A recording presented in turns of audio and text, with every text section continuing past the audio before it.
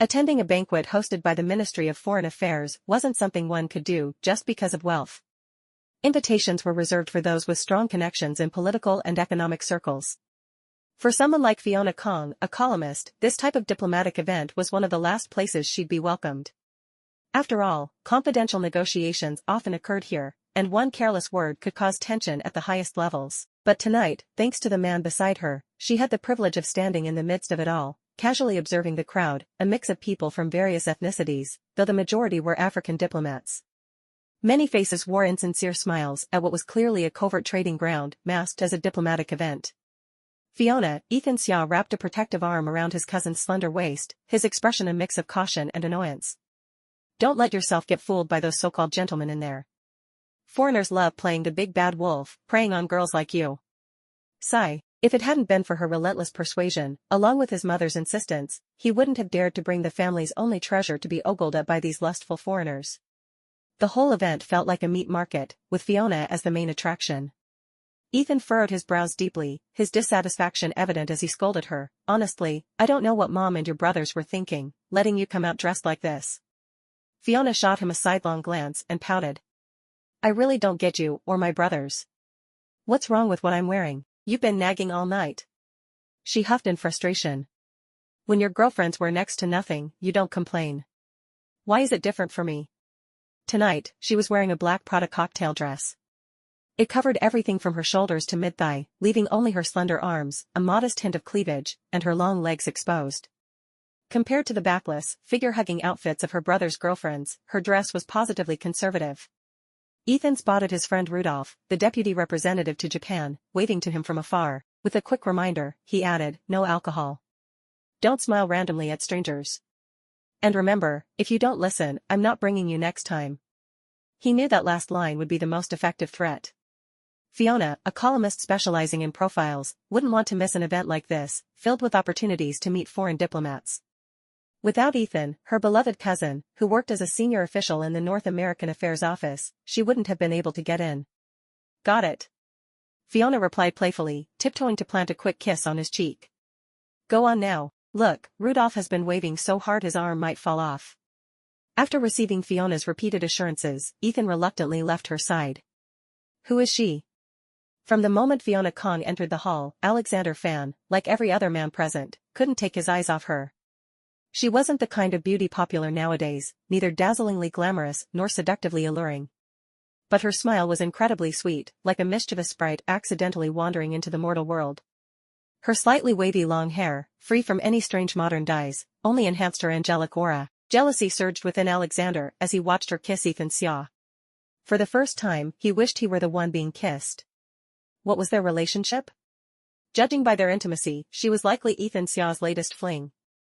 Ethan, like himself, had a notorious reputation as a playboy in the diplomatic circles. Yet, it was clear their bond went deeper than casual flirtation. Alexander narrowed his eyes as he watched Fiona politely smile and shake her head to refuse a dance invitation from an African official before heading out to the balcony alone. Like a hawk spotting its prey, he followed. Fiona felt like she was escaping as she stepped onto the balcony, desperate for fresh air. Now she understood why her cousin had warned her about the men inside. Those so-called diplomats stared at her as if she were a piece of tender lamb, their gazes sticking to her wherever she went. She had turned down more dance invitations in one evening than she had in her entire 20-something years. The weather in April was still unpredictable, and the chilly night air made Fiona shiver in her thin dress. Wrapping her arms around herself for warmth was a futile attempt. Suddenly, a man's jacket, still warm from its owner, was draped over her shoulders. Immediately, Fiona knew the jacket didn't belong to Ethan. Her cousin always wore Armani cologne, and this jacket carried a faint scent of tobacco. A deep male voice came from above her. It's not very smart for a young lady to come out in such thin clothing on a chilly night. His Mandarin was impeccable, prompting Fiona to look up in curiosity. You're Taiwanese, she exclaimed, her tone one of surprise. Inside, she had seen very few compatriots. Even those with yellow skin and black eyes spoke in English, so she had assumed that everyone besides those she knew was foreign. She glanced at him and immediately recognized him. Unable to suppress her astonishment, she blurted out, "You're Alexander Fan." Seeing that she recognized him, Alexander, who rarely smiled, allowed the corners of his lips to lift slightly. "Should I feel honored that my reputation precedes me?" His dark eyes sparkled with faint amusement, and his tone was light and teasing. Without thinking, Fiona retorted, anyone who follows celebrity gossip would recognize you. 9 out of 10 people would. She didn't add that she was a journalist herself. Alexander raised an eyebrow and asked, I didn't expect someone as adorable as you to indulge in such baseless tabloid rumors. I'm not adorable, she shot back, pouting. And who doesn't enjoy reading juicy gossip about people like you? Besides, where there's smoke, there's fire. Then you must also know that Ethan Xia's reputation is no better than mine, Alexander said coldly. He's not. Before Fiona could finish, her words were swallowed by his lips. Stunned, she forgot to resist, letting him take what he wanted. Tell me your name, Alexander murmured against her lips. Fiona Kong, she stammered, struggling to catch her breath. Good, he whispered, tightening his hold on her. Be with me. I'll treat you better than Ethan ever could. But Ethan is Before she could finish, Alexander was struck by a punch that sent him sprawling to the ground. Ethan Xia, who gave you permission to touch her? Ethan roared, his fury evident as he landed the punch squarely on Alexander's face. Chapter 2. Fiona Kong sat at her desk, listlessly typing away on her keyboard, each keystroke sluggish and without energy. Her lifeless demeanor quickly caught the attention of her best friend, Cheryl Shin. Miss Kong, out of ideas for your column? Cheryl asked with concern. She had never seen Fiona, typically so lively and energetic, looking this drained, like she hadn't slept a wink all night. Fiona pulled herself out of her daze, setting her draft aside as she turned to Cheryl with a sigh. I'm exhausted. I didn't sleep a bit last night. Cheryl wheeled her chair closer, her tone incredulous. Wow. For you, the ultimate sleeping beauty, to lose sleep? That's huge. Fiona shot her a sideways glare, her expression that of someone nursing a bruised ego. Hey, let me tell you something, Cheryl suddenly whispered conspiratorially. I heard that Alexander Fan got punched at the Ministry of Foreign Affairs banquet last night. She mimicked a punch, grinning mischievously. Fiona's heart skipped a beat at the mention of Alexander Fan, but she kept her face composed, pretending to be indifferent. How do you know Alexander Fan got hit? The newspaper, of course. Cheryl reached over and grabbed today's paper from her desk. The juicy part is, they didn't reveal who the woman was that he went crazy over. Imagine being the one to make the infamous Iceman lose control. If I found out who she is, I'd worship her like a goddess. Fiona forced a stiff smile and casually took the paper. Bold headlines on the social news page screamed, Alexander Fan knocked to the ground. The accompanying report detailed how he was punched at a ministry banquet while defending an unknown woman. Both Alexander Fan and Ethan Xia refused to comment, and the woman's identity remained a mystery, protected by both sides. After reading the article, Fiona didn't know whether to laugh or cry. On one hand, she was relieved her name hadn't been splashed across the headlines, let alone her photo. On the other hand, she couldn't help but admire her fellow journalists for their ability to dig up news, even from events that explicitly barred reporters. By the way, Cheryl leaned in again, clearly enjoying the gossip. Isn't Ethan Xia your cousin? Maybe you could ask him for the inside scoop. The editor-in-chief would love you for it. Fiona barely resisted rolling her eyes. If she could have sent Cheryl a withering look, she would have. She was the mystery woman herself, digging up her own scoop would be like shooting herself in the foot. At that moment, the editor-in-chief walked into the office. Spotting Fiona, he approached with purpose. Fiona, where's that feature piece on Alexander Fan we assigned you a while back? Why hasn't it been submitted yet? Chief, it's hard to get an interview with Mr. Fan. His secretary keeps saying he's too busy to meet, and I haven't been able to schedule anything, Fiona explained apologetically. The editor-in-chief frowned, clearly displeased. We had a meeting this morning, and the higher-ups are expecting you to finish it soon. I heard other newspapers are preparing similar features. Fiona had no choice but to remain silent, feeling caught in a difficult situation.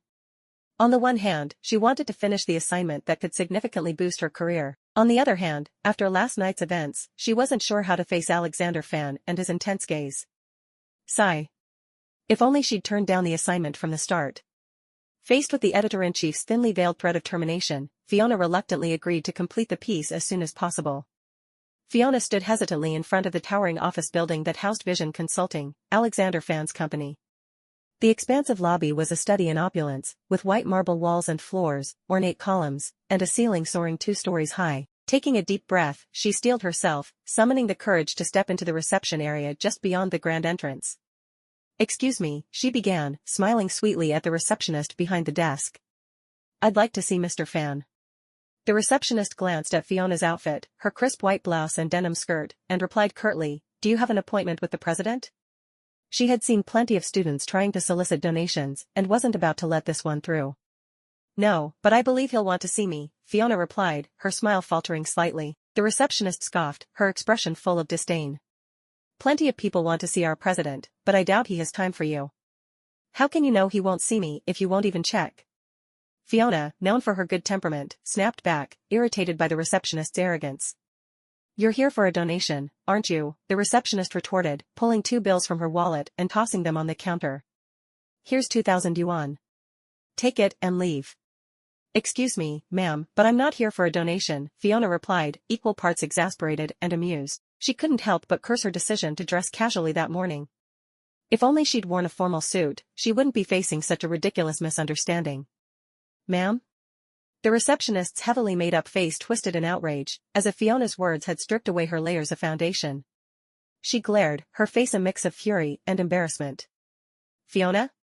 A familiar voice, warm and tinged with surprise, cut through the tension.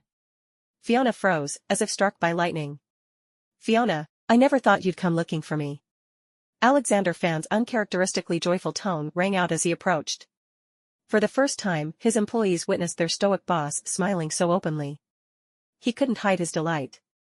He had been planning to confront Ethan Xia for Fiona, but now she had walked into his domain of her own accord. "Hello, Mr. Fan," Fiona said, forcing a polite smile onto her face. She completely forgot to protest his overly familiar use of her name. Heaven help her, why did she feel breathless every time she saw him? "Why are you standing here? You should have come upstairs and waited for me." Wrapping an arm around her shoulders with practiced ease, Alexander drew her closer. He knew his employees had probably given her a hard time, but reprimanding them now would only make things awkward. After all, part of the receptionist's job was to filter out unimportant visitors. "Do you think I could just walk in?" Fiona looked up at him, her expression one of resignation and helplessness. Seeing their intimate interaction, the receptionist was struck dumb. Who would have guessed that this seemingly ordinary girl had such a close relationship with the president? Chapter 3. Dragging her exhausted body, Fiona Kong steered her car into the garage. A sleepless night had drained her energy, leaving her feeling utterly depleted. Tomorrow was Friday, the final deadline for submitting her feature piece on Alexander Fan. At this point, it seemed inevitable she would lose her job. She hadn't asked him a single question or received any agreement to proceed with the interview. She decided to let fate take its course. After parking the car, Fiona planned to sneak upstairs unnoticed. She didn't want her aunt spotting her panda-like dark circles and forcing her to go to bed early. She also had a stack of classified ads in her bag, ready to pick potential jobs for interviews. However, as she stepped into the living room, the sight of packed suitcases scattered across the floor jolted her awake. "Aunt Grace." "Ethan?" Fiona's voice faltered as she noticed her aunt's tear-streaked face. Even more shocking, her 4 brothers, Adrian, Julian, Damien, and Lucas, were all home in the middle of their workday. "Fiona, you're just in time. We're getting ready to send Aunt Grace and Ethan off to the airport," Julian Kong sighed in relief, spotting his sister. "What? Ethan, you just got back. Where are you going?" Fiona asked in disbelief. She knew Ethan had nearly a month of leave and wasn't expecting new orders so soon. "We're heading to the Middle East," Ethan replied nonchalantly, even managing a joke. "I hear the women there are always covered up. Poor me, I won't get to see any beauties." "Wait a minute. Aunt Grace, is this true? Are you really leaving for the Middle East?" Fiona asked, panic creeping into her voice. The harsh climate, with its searing heat and freezing nights, was no place for her frail aunt. "See for yourself." "We didn't even have to unpack our suitcases," Aunt Grace said with a resigned smile, wiping her tears. She gestured toward the neatly packed luggage. "It's lucky we hadn't fully unpacked, or we wouldn't make tonight's flight." "Middle East? Ethan, how could you not have known about this transfer earlier? I thought you were returning to the North American Affairs office." Fiona exclaimed. But even as she said it, Alexander Fan's smirking face flashed in her mind. "Don't overthink it," Ethan said, pinching her cheek lightly. "In our line of work, orders come down, and we have to leave immediately. It's never about external factors." "But," Fiona hesitated, the timing too coincidental to ignore. "Fiona," Ethan said softly, reading her thoughts. "This has nothing to do with him." "Don't give me that," Fiona snapped, her anger bubbling over. This is too convenient, Ethan. Don't you see it? Fiona, Julian cut in, his tone stern. Transfers happen all the time in Ethan's job. Don't be foolish enough to confront Alexander Fan about this. Julian, you and the others have said Alexander Fan is powerful enough to decide someone's fate, haven't you? Fiona challenged, her eyes darting between her brothers and her aunt. Maybe he has that kind of influence, Lucas admitted, trying to calm her. But the Middle East is governed by laws. No one's going to alter an entire system for one person. Fiona, this transfer is standard procedure, Aunt Grace reassured her. Don't let your imagination run wild. I know what I'm doing, Fiona muttered, though she was already plotting how to confront Alexander Fan. Impulsively, she threw her arms around Aunt Grace. Please, Aunt Grace, don't go with Ethan. That climate is too harsh for you. Grace smiled, touched by her niece's concern. I'll be fine. Who knows? Ethan might get transferred again soon, and we'll see each other sooner than you think. Fiona, I've already tried convincing Mom to stay here, but she won't budge, Ethan added helplessly. All right, Aunt Grace, Ethan, it's time to go, Damien interrupted, his voice firm. He knew if he didn't step in, this heartfelt goodbye could drag on forever. Do you really have to leave? Fiona asked tearfully, reluctant to let them go so soon after their return. Be good, Fiona, Aunt Grace said gently, stroking her face. Look at you. You haven't slept in ages. Go to bed and rest. Don't see us off. Okay, Fiona nodded, understanding that her cooperation would ease her aunt's worries. She was surprised to see all four of her brothers board the bus with them, leaving no one behind to watch over her. The moment the bus disappeared from view, Fiona's resolve hardened.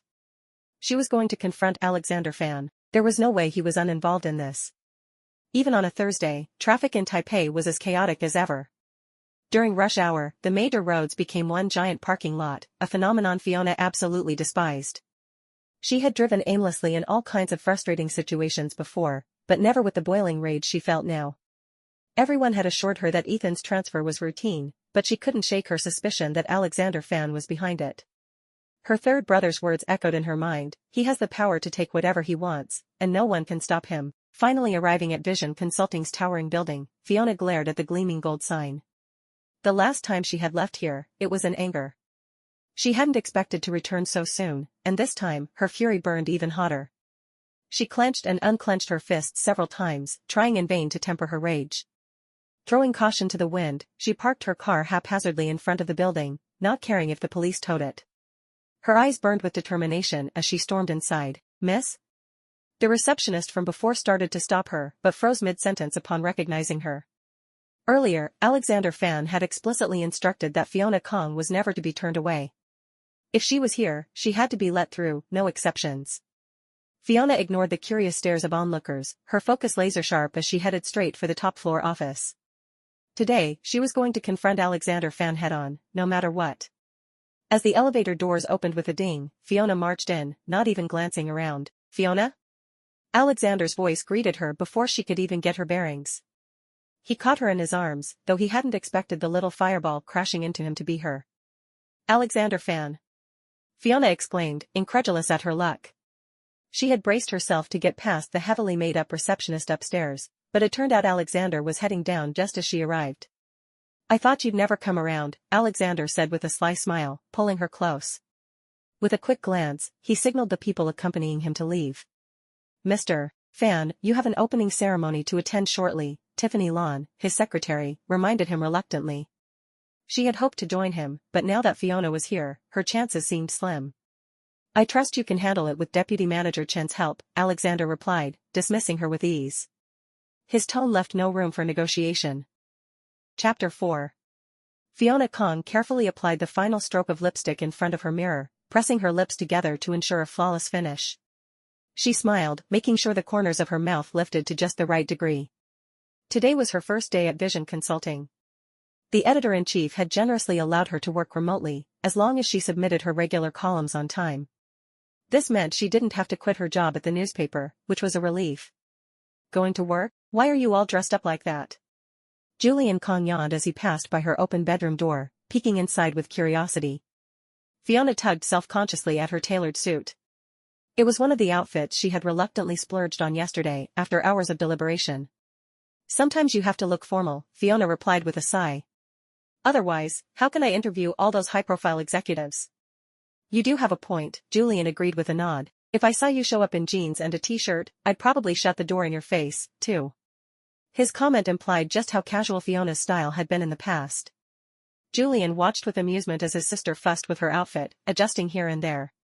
She had always hated the professional attire commonly worn by office workers, and her brothers often wondered how she had managed to land her job at the newspaper in the first place. Julian, does this outfit look weird on me? Fiona asked nervously. Weird? What's wrong with it?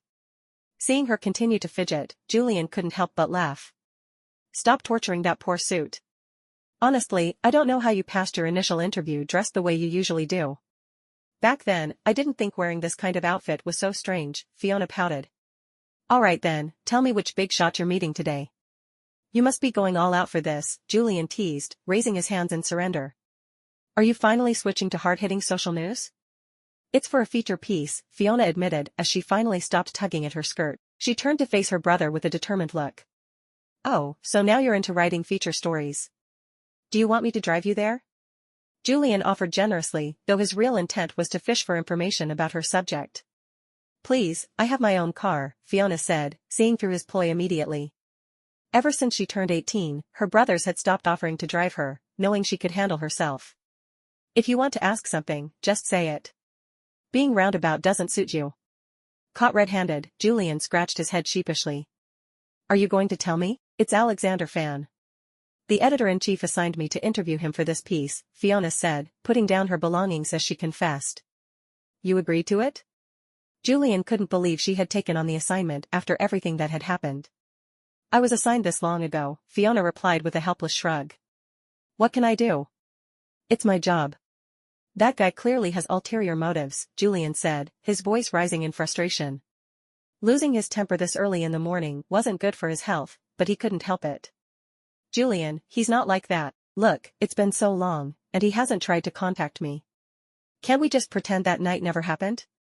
Fiona reached up to pat his chin affectionately, trying to calm him down. No. Absolutely not. I can't just stand by and watch you walk into the tiger's den, Julian said firmly, rejecting her suggestion outright. How about this? Don't go to the newspaper anymore. I'll give you the same allowance they pay you, Julian offered, his protective instincts in full force. Julian Kong, I'm 22, you and the others can't keep treating me like I'm 6 years old. Fiona protested, exasperated by her brother's constant coddling. That's not the point. You're the only girl in our family. If Dad and Mom knew about this, they'd agree with me, Julian countered, pulling their parents into the argument to strengthen his case. If you really love me, then don't stop me, Fiona said, turning her brother's own logic against them. She knew exactly how to push their buttons. Fiona, that's not fair, Julian replied, his tone softening. I'm your brother, and I'm older than you. How can I just let you go unchecked? Julian, Fiona said sweetly, batting her lashes. You know this is a golden opportunity for me to grow as a journalist. I can't just give up without even trying. Julian sighed heavily, knowing his sister was right. Building her reputation was crucial, and this feature story could boost her career significantly. It wasn't the job he had an issue with, it was the subject of the story. Fiona watched his expression shift and knew she had already won half the battle. Please, she begged, clasping her hands together dramatically. Julian, like all her brothers, was no match for her charm. From a young age, whenever Fiona wanted something, whether it was a new toy or an impossible favor, her brothers always found a way to make it happen. She was their little princess. You're really putting me in a tough spot, Julian muttered, letting out another heavy sigh. Julian, you're the best brother in the world. Fiona squealed with delight, jumping up to hug him. Don't celebrate too early, Julian warned. I want you to report back to me every day about where you go and what you do. Deal? Fiona agreed enthusiastically, eager to get on with her day. As long as she could do her work without interference, she was willing to agree to any number of conditions. And take care of yourself. Don't let the big bad wolf swallow you whole, Julian added, his voice full of concern. Of course, Fiona replied, nodding vigorously. There was no way she'd let her brother find out just how close that wolf had already gotten.